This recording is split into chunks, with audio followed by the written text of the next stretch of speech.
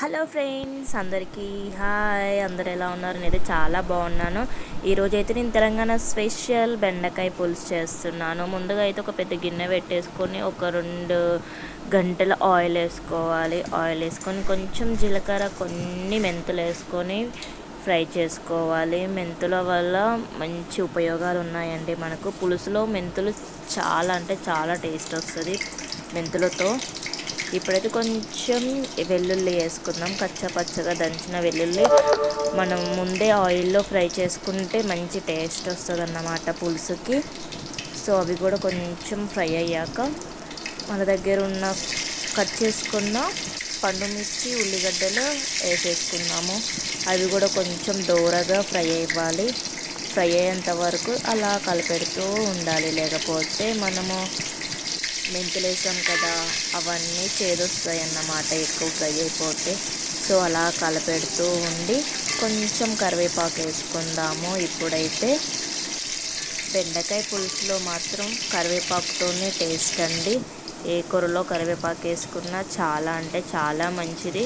మనకు జుట్టు కూడా పెరగడానికి చాలా బెనిఫిట్స్ ఉన్నాయి కరివేపాకుతో.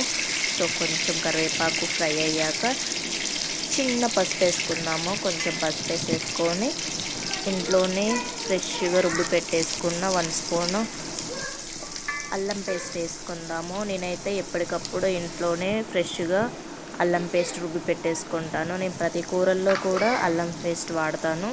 సో మా ఇంట్లో ఎప్పటికీ అల్లం పేస్ట్ స్టాక్ ఉంటుంది అన్నమాట. అల్లం పేస్ట్ కూడా కొంచెం ఫ్రై అవ్వాలి ఆయిల్లో. మంచి వాసన వచ్చేస్తుంది అల్లం పేస్ట్ వేయగానే. సో కొంచెం బ్రౌన్ కలర్ రావాలి, కలపెడుతూనే ఉండాలి. ఇప్పుడైతే ఒక 1 టమాటో వేసుకున్నాము, ఎందుకంటే కొంచెం చిక్కగా ఉంటుంది పులుసు. బెండకాయ పులుసు అంటే ఎవరికి మాత్రం ఇష్టం ఉండదండి.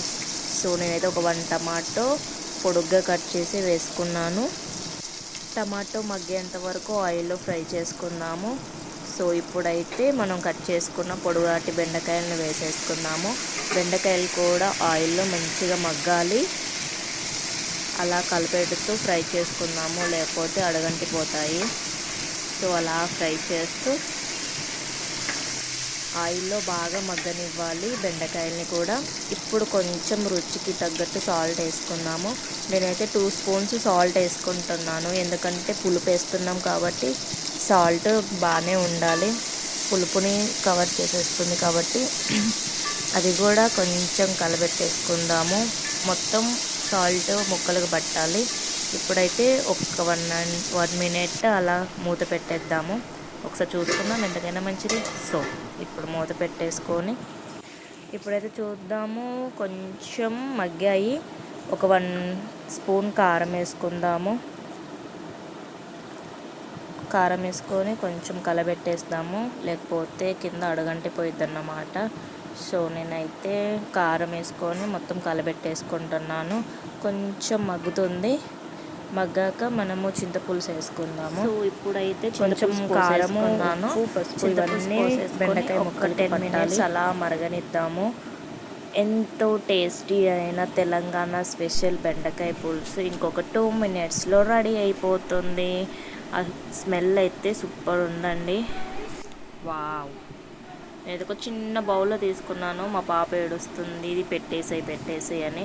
ఇది తెలంగాణ స్పెషల్ బెండకాయ పులుసు.